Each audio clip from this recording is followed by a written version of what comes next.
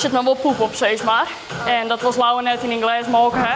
Waar is dit eens? En wat doet Sakkel, hè? Dit is deel 12 van de Boerinnenvideo. Ik ben Dana Koen, ik ben 16 en ik werk hier op een pleet. Doe maar.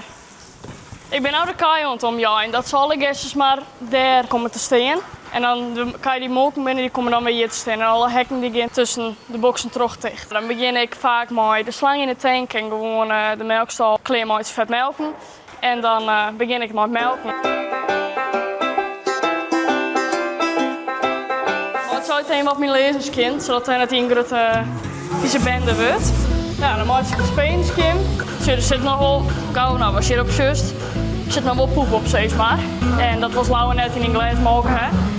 Met skim en dan stimuleert hij eigenlijk dat hij molken begint, ja. Dat een keeltje die begint te zoeken in eerst dan die speen. En dan komt er eerst natuurlijk net volle molk uit, maar daar nooit op. Dus je soms dan traap je ze wel wat, maar het is meer is, maar ik kniep net heel hut in die speen. Dus het is meer van, nou, wat een vervelend gevoel, zeg maar. Maar nee, zeer doet het net. Ja, op het moment ben ik net heel blij dat ik thuis kom.